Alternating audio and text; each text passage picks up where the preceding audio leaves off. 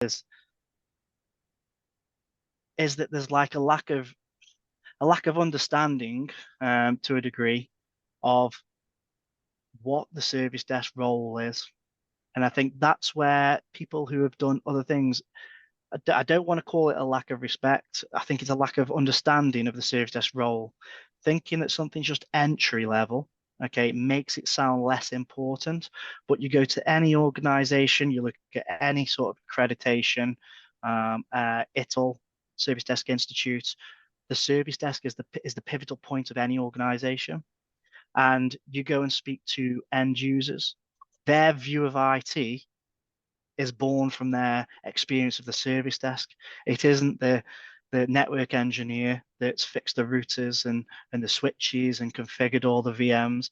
It isn't the desktop engineer that came out and plugged in their printer and patched in their ports. It's the service desk engineer that took them through that journey of enrolling to that self-service password reset. It's that service desk engineer that waited on the phone whilst they were at home, unable to submit a uni assignment because their VPN wasn't connecting and they didn't know what to do. And they patiently talked them through the troubleshooting steps to get there and turn that around and left them with that turning that dread of, oh my God, this is all gone, to, oh no, you're back up and running. I'm here with you on the same level. And that's what people don't get. And I think the more technical you are, the harder it is to make that connection because you're already thinking, I can fix this. This is what I need to fix. I want to get to that team. You're not thinking of the bigger picture. What's the strategy? What's on the horizon? What's the vision of the team that you've just joined? Okay. I've created a vision and a mission statements for my service desk. It links into the overall organizations. I wrote a service desk strategy that encompasses staff training, development, and brings everyone. That's why I favor people who really promote their skills that aren't IT. So one of the points I was making earlier about, I think said, if someone's been a waiter or a waitress or something like that, I find that, if you've had to work in a restaurant, a busy restaurant, you've got to carry plates. You don't go back to the kitchen empty-handed. You're carrying food out. You're checking for empty plates on the tables because someone's wanting to come in. Someone might want that table. Deliver some food with a smile on your face. That you're collecting empty glasses for the bar. You're helping the bar out. That is the the non-technical version of a service desk. Another one is the busy checkouts at your local Aldi. Okay. You go there at 9 o'clock in the morning or dinner time and they're sat at their tills and they're beeping away and they're processing and they're not grumbling. They've got a smile on their face. They're still saying it. They're probably saying the same thing over and over again because to them, well, to us, this is my one time this day I'm going in there. But to them, this might be the 100th person. And when you heard it, the old, oh, I forgot my password again. Ha ha ha ha ha. Having heard that 100 times, you might start getting a bit frustrated. But at the end of the day, that customer, the experience they're having, that's the first time they've called. You can't let that frustration become apparent that you've had to repeat yourself 100 times. Okay. That is a skill in itself that you need to demonstrate in these applications that isn't an IT skill, it's a person skill. My motto is I can teach you IT. I can teach you how to do the things I need you to do on the computer. What I can't teach you is how to be a people person, how to handle situations and control your emotions. These are things that you have to show me. And if you can display them, that's what we're really looking for. Because when I started 11 years ago, I had no IT qualifications. I didn't work on a service desk. I worked in a call center. But I displayed transferable skills of handling calls, customer service. The end user that you have on that phone does not know whether you do or you do not know how to fix their issue. And that's the skill. You handle that and you use the tools that you've got with knowledge base articles, previous tickets, and these are then you using your initiative on how you would cope in a situation, your adaptability to change. It's all all forms back to you as a person. And that is what I never see in 8 out of 10 applications. Who is this person? Who are you? Have you just Googled what does a good service desk analyst need and pasted that in? Because believe me, I have seen the say I've typed it in Google and seen it in front of me in someone's supporting information. Yeah, they should have referenced it, I'll be honest with you, but they haven't. So we're looking for the person. And I think hopefully that is my main message that I'm portraying here is that who are you and how do you tell me that through not just your qualifications and previous experience? Because I see here someone's put, what can I do when the advert asks for your relevant information, relevant experience? They are your transferable skills, okay? Which is what the waiter and the shop courier person's analysis was. You know, you guys that have come internationally, your communications, how adapt you've had to adapt to change. You've had to learn a new language, so you got you're bilingual.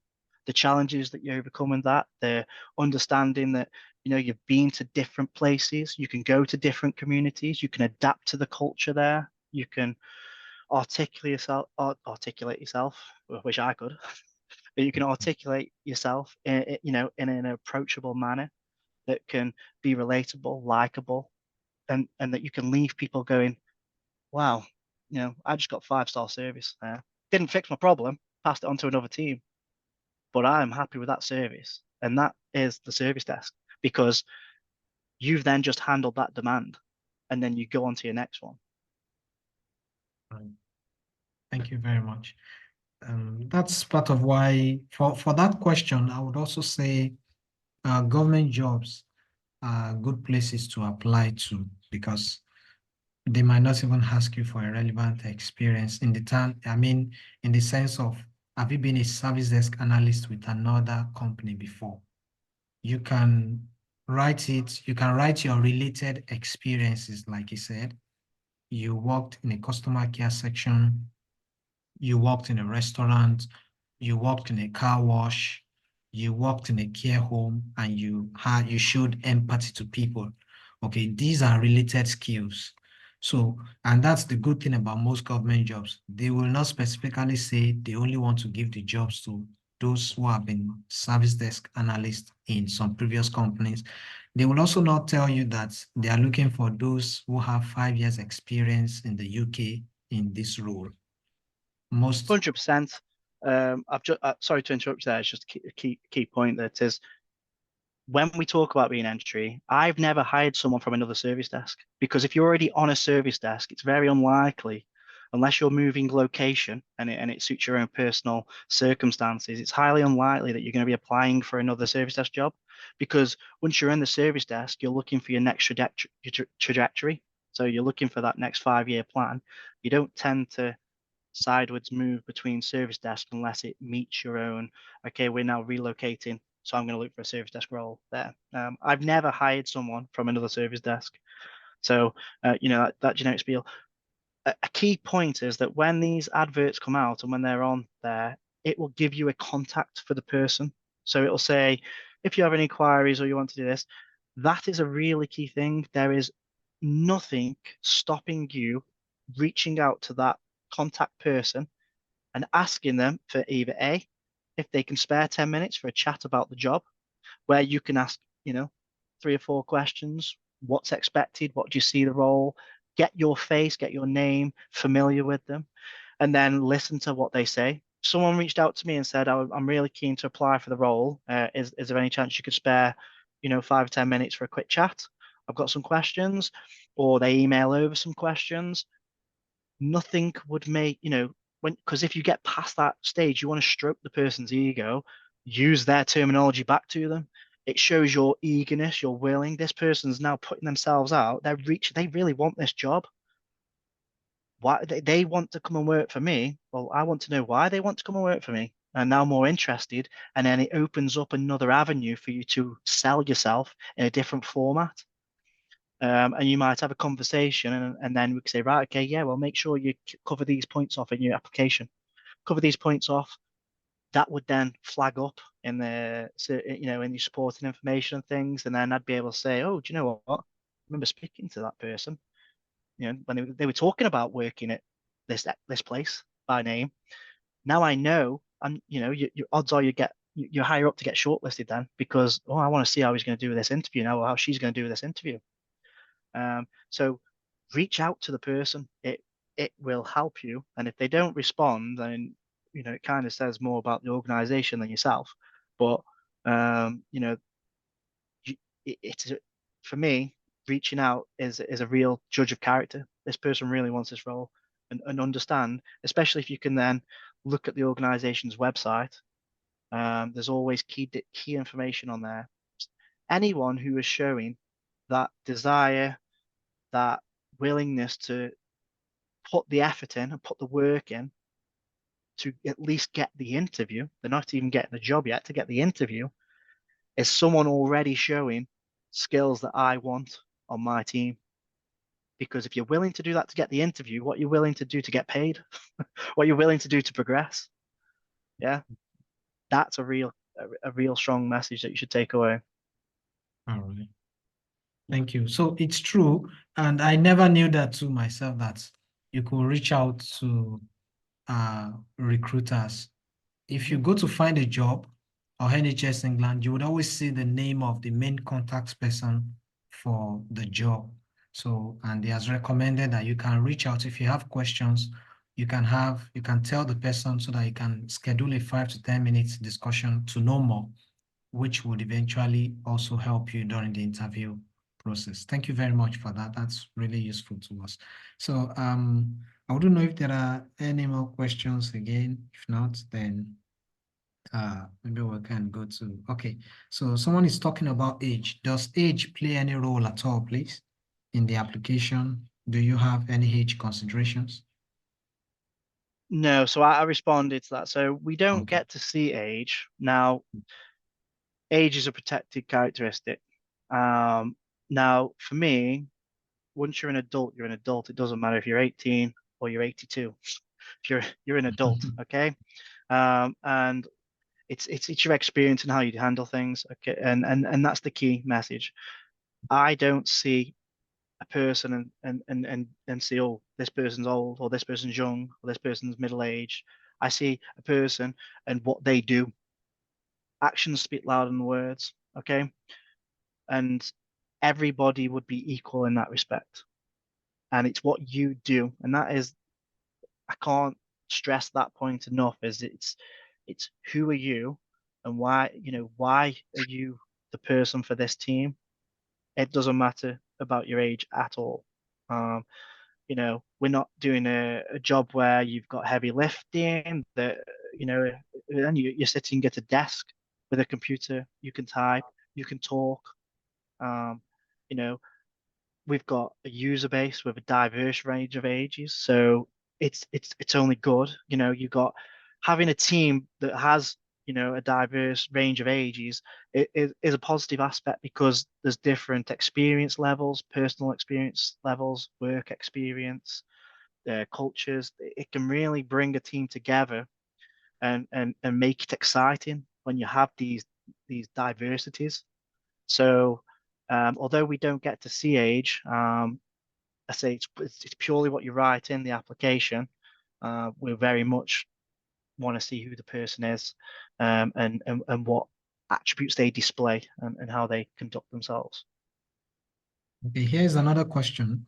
What are the key things to pick from the NHS website when trying to research about the company, or what are the things I can see that would show that I have actually done my research? So you've picked a job that you're applying for, okay, and it's on the NHS website. So that job spec will have a brief blurb of, so the NHS is an entity. It's built up of hundreds of organizations. Okay, so each organization refers to the NHS, but they're all individual businesses in their own sense. Okay, so for us, we work for the South Staffordshire and Shropshire Health Informatics team. We are hosted by what's called the Midlands Partnership Foundation Trust. So they're two organisations, but we're both NHS. So knowing the organisation, the trust name that you're applying for, you can simply put that into a Google search and they will have a web page. On their web page, they will have key behavior values, key skills, or they'll have something that's specific to them, their vision. If you can factor that into any form of paragraph as to, I am applying for the role of service desk analyst for your Midlands and Partnership Founding Trace. I believe in your vision of being positive, being a star, whatever that might be. So my service desk vision is empowering users through seamless and reliable IT support. So you could be like, I'm applying for the SSH service desk. I felt moved by your vision. To empower users through seamless and reliable IT support is something that I believe that I can get behind and really want to strive to achieve with you. You've now told me you've read my vision. If I see my vision in someone's application, you've now sparked my attention. Okay, this person knows my vision. What else do they know? Oh, you talk about the area they're in. You might know something local about that area. You cover off. So, and during my time, I've always found that Staffordshire and Shropshire to be, a lovely region within England. And you just put something more specific there about that. I'm not going to carry on trying and make this up on the fly, but you use their website, which will it'll open you up to their terminology. And if you can put two or three key phrases from their terminology, it usually needs to be like their behaviors or their key behaviors, their mission, their vision. You pop that into your supporting information, you can all but guarantee that you've caught their attention. Okay. All It's right. really important. I think we've answered this. Basic IT skills needed for this role. Or do you have anything extra to Yeah. add? No, Mm. so for the service desk, it makes it more difficult when you're going against other people with IT, skills, basic IT skills, because it puts it, when I'm talking about basic IT skills, I'm talking about opening the computer, logging in, getting to the start menu, understanding maybe what Active Directory is, um, task manager, your device manager, event logs. So if you're not understanding them terminologies, then it doesn't rule you out. Okay, it means that you have to tailor your application to your strengths. So your strengths, if they aren't on the technical front, need to be on the customer service and your adaptability and your ability to be a quick learner and handle multiple tasks. So you need to really emphasize how you've got an understanding of a service desk role and its entity of handling demand, but understanding that you're dealing with people, okay, and that you can use the skills that you've got from X, Y, and Z, from this customer service skill, this particular tech. It might have been that your IT skills are just real basic. You can explain you got basic, and you can explain them off. But what you are willing to do is to do a fast track Microsoft sort of course. You're willing to dedicate your time, work above and beyond, that much harder to make yourself ready at the position that we require through having a mentor, looking through past information, past tickets, and things like that. YouTube for self learning and things. Anything you can say that, but you've got to strengthen up that other side. So you've got your customer service side and your technical side. Service desk is really 70-30 on customer service against technical. Mm. My experience, the more technical somebody is, the harder they find it on the service desk. It's just a fact that I'm using with all the people that have gone through my desk. Mm. Those that are really technical struggle Mm. because you don't get the time Right. to Okay. to fix things as you might want to, Okay. especially if you think that way. Um, Okay. All right, this question coming from me, maybe this might be the last. Are there preferences for those with disabilities, in the hiring process? Are they given more preferences? So in terms of the application, I think you have the opportunity to disclose any disabilities. That Yeah. does not get shown to me as an employer prior to the shortlisting. I think what it does is it puts an asterisk or something in there to say that this application has disclosed some form of disability or some form of protected element, but it doesn't say what it is.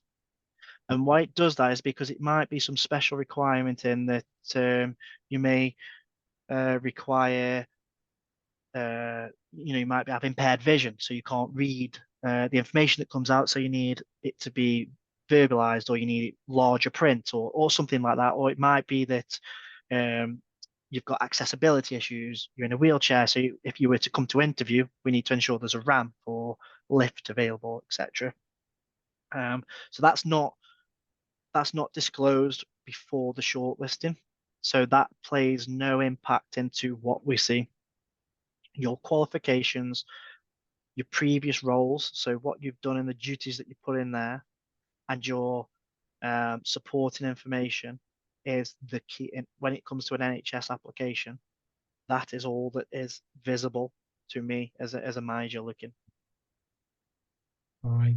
Thank you very much, Ty. This has been a highly enlightening session, for every one of us. And we've spent almost an hour. I can't believe it.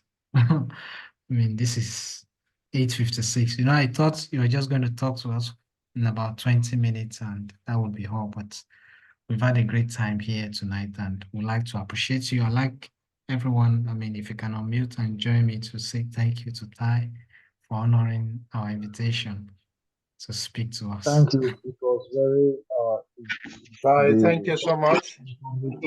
I appreciate you. Yeah, no, you're very welcome. informative.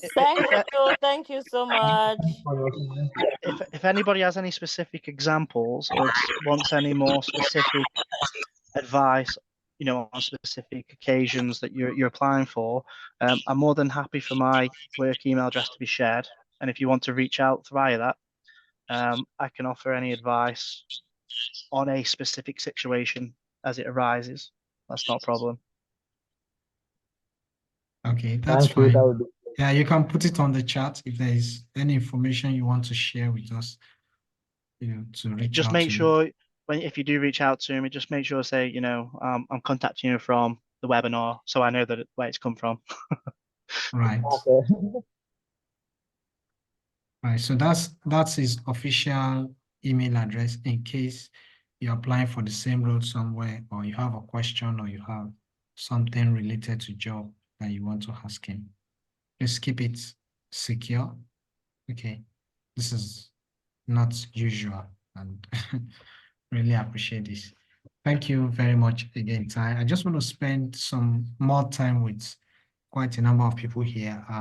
There are a number of people I'm seeing for the first time, and I just want to talk to them. So if you like, you can stay. If you're busy, it's okay. Yeah, I'm gonna have to go, everybody. I've got a little one who's got school in the morning. All right. Bye. Tyle, thank you so much. Thank you so much. I really appreciate. No, you're welcome. Yeah, thank you very much. And yes, they can All right. Thank you, apply. Ty. Yeah. All right. Thank you very much, Ty. All right. Yes. See you again. Thank you. Bye. So talking to hello everyone. Okay. So I just want to maybe do a little quick recap.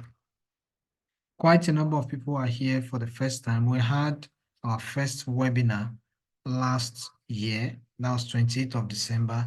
And I'm trying to get the link to post it here for us so that we can have a look at it, in our free time. But please, if you are looking for a job in the UK, or you are still a student, or you are trying to transition into IT, I strongly recommend that you have a look at the things we discussed during that session.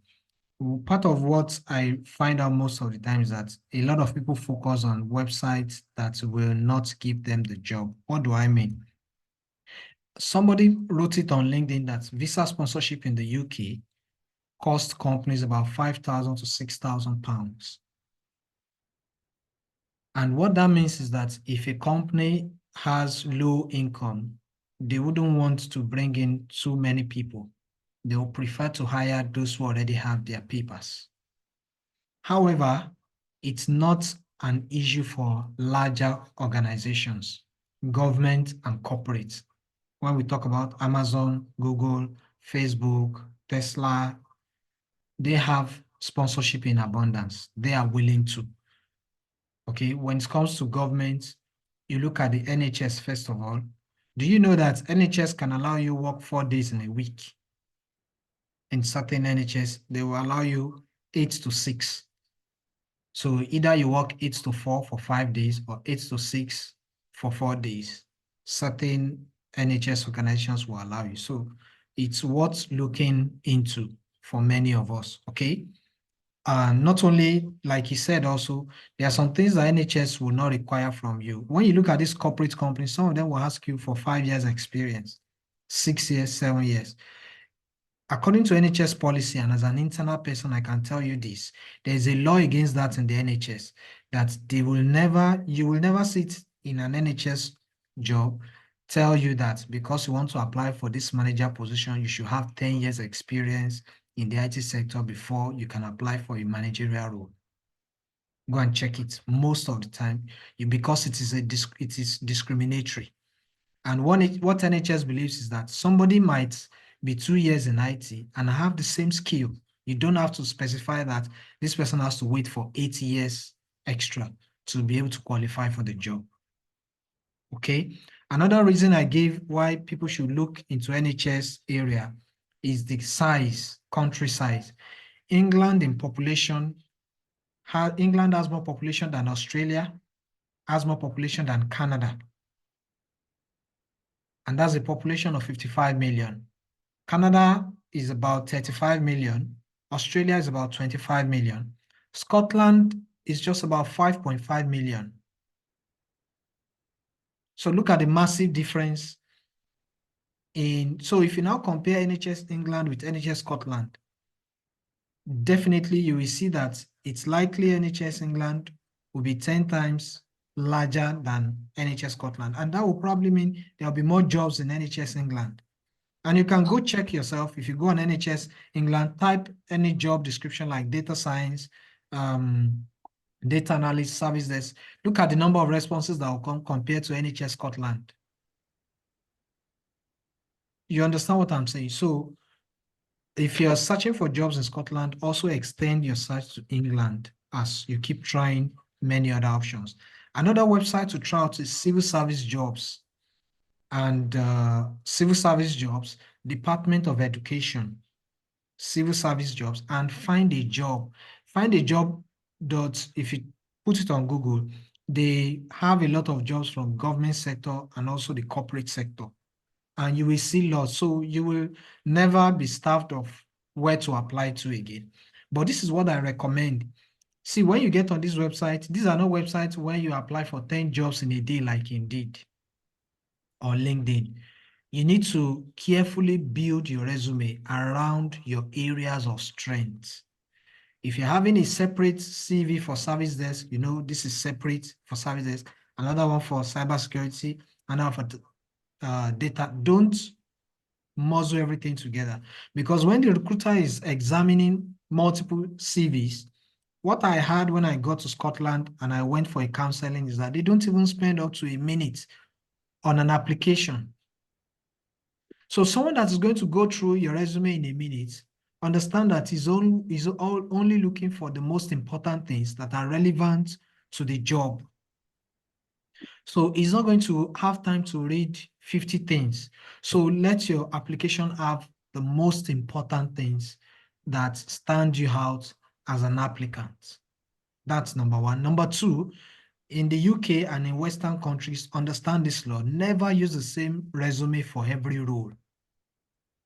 It was the first lesson I learned. So I used to hear it until I went for counseling with Skills Development Scotland. And a lady sat me down and said, you can't use this resume for all the jobs that come your way. They will never call you for interview. You will get 50 rejections, okay? Let your resume stand out for every role. So that means pay careful attention before you apply to any job. If you're not going to give it your best, you may not bother, to be fair. And well, if you want to take chances, fine, not bad. But this is how it really works.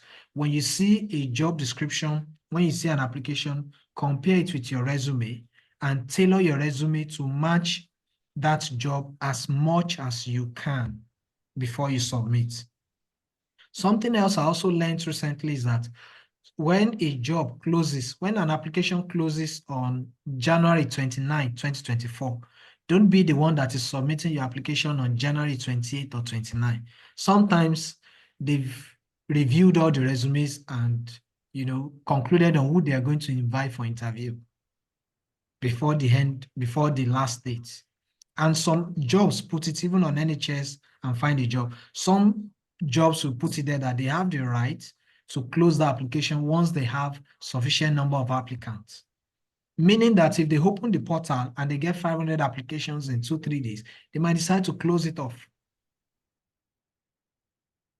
Okay, because some of these organizations get that kind of thing. So understand that the most important thing, if you don't get anything else, please get this part, that you should tailor your resume to the job you're applying to. Never use a generic CV for any application you're doing. You're applying for a data analyst job, have something specific to data analyst. You're applying for service desk, have something specific for the service desk. You're applying for IT support, have something specific for IT support.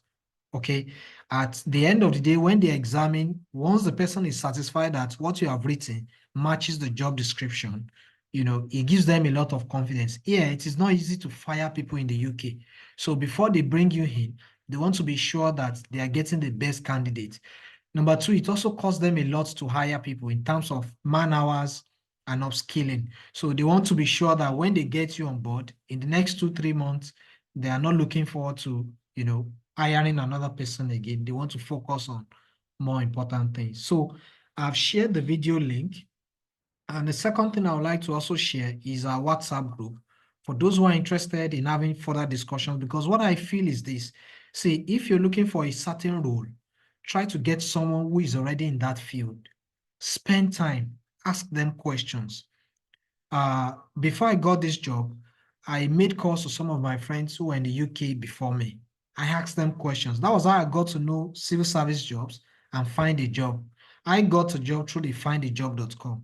I asked one of my friends that it's been like 10 years we spoke, but when I got to the UK and I realized he was working with the NHS, I gave him a call and I spoke to him humbly. I'm looking for, as at then, we had just done like 6 months in school. I spoke with him and he told me, go here and try. He was surprised after another 6 months when I called him that, well, it has happened though. I now have the job. So I feel this is not the time to have this ego, but this is the time to be as humble as we can in order to be able to learn. Please be willing to learn. Don't mind what the person feels like. Don't mind the embarrassment you have to go through, but be willing to learn. Sometimes to get a job, all you need to do is to sit down with the person who is on the field to tell you how it works, what they do, so that you can pattern your CV along that line. And before you know it, you get a job. Once you enter major corporations, growth and expansion is not. In fact, in the UK, once you get your first job, getting other jobs are usually easier. The break is that first role. That's the most important thing. Anything else is always easier to get because by then you have a UK reference, you have the experience, you have something that they can relate to within the Western community. So these are the few things I like to share with us.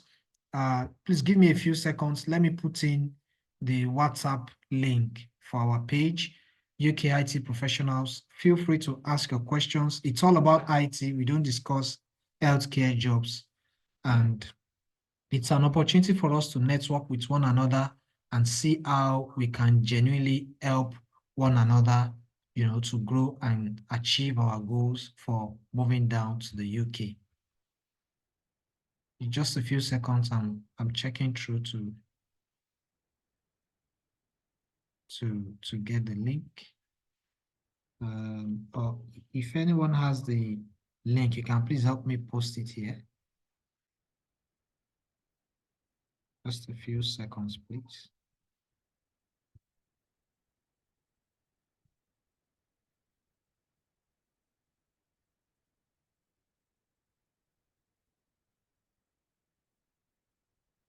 Okay, I've sent the WhatsApp link.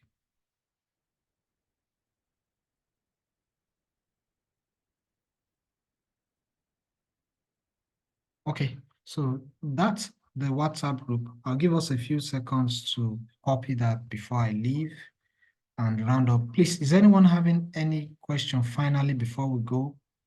Is there anything, you think? Yes. So I have a question, please. All right, please go ahead.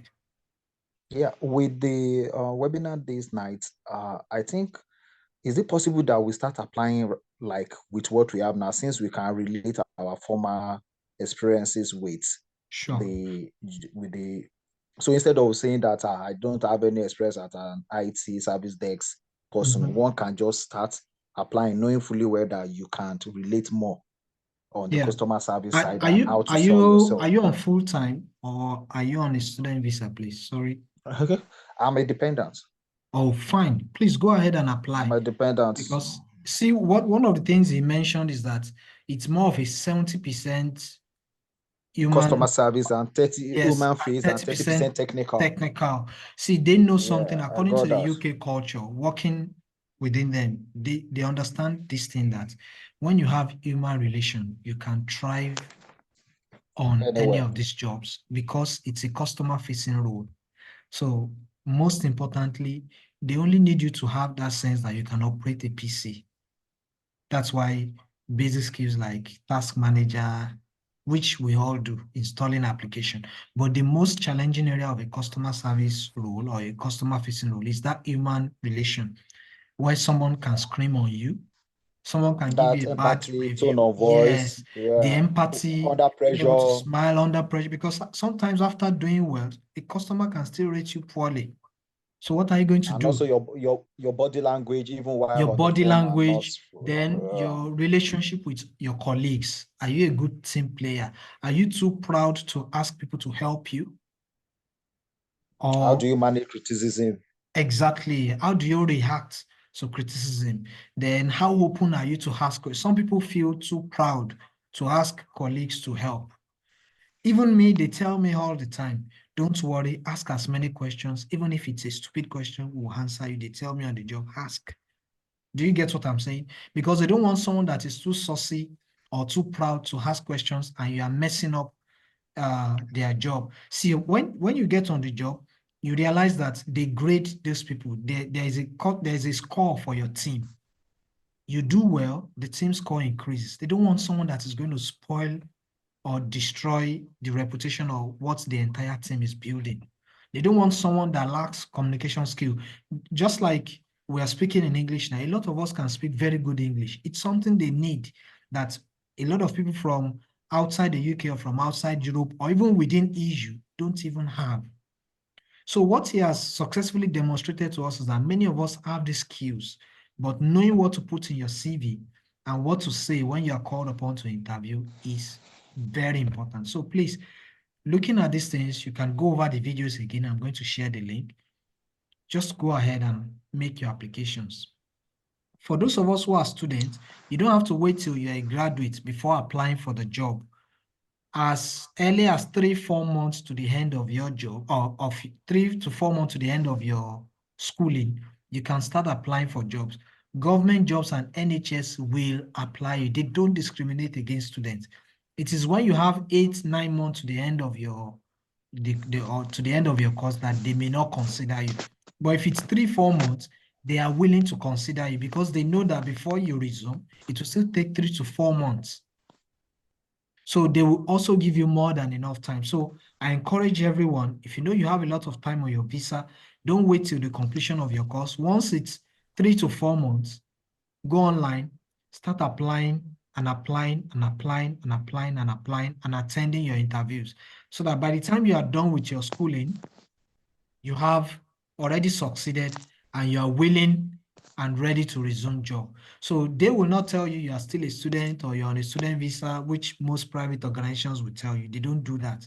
They are going to give you the opportunity if you truly qualify. So these are some of the things we also discussed in our last video, which I shared. I'd like you to please go over those things and pick whatever lesson you can from there. All right, thank you very much. Okay. Sorry, I have a last one. Sorry. You know, most people will tell you that for you to have sponsorship with NHS job, that it has to be on a band 3. So yes, I don't know whether that's true. that So is for whether it's the on a band 3. NHS, yes, for the NHS, the good thing is that most IT jobs are band 3 and above, or even band 4 and above. Oh, okay. Most Okay. IT jobs in the NHS. Likewise, civil service and Department of Education, a lot of IT jobs tend to fall in the higher band. So if you get an IT job, you're most likely sure that you will get sponsored. In addition, if you as a dependent, if you, let's say within the first 3-4 months you're in the UK, if you get an NHS job and it doesn't fall within that band, I'm very sure before the end of your visa, you would have been able to move to a higher band within the same NHS. It might now be another trust. For example, let's say you start with a band 2 in NHS Scotland, but because you already have that on your resume, if you apply to another trust within England and they see that, you might get a band 4 or band 5 in NHS England. So you are still making progress. And you might get a band 4 or band 5 within the same role. Since I resumed, there are many other roles. There are some roles that have opened. There are some that they are still going to open for IT people within the same trust. So assuming I started with band 2, before a year, I'm very sure if I prepare myself, I should be able to get something higher if I had started from a lower band. So it's all about getting yourself in.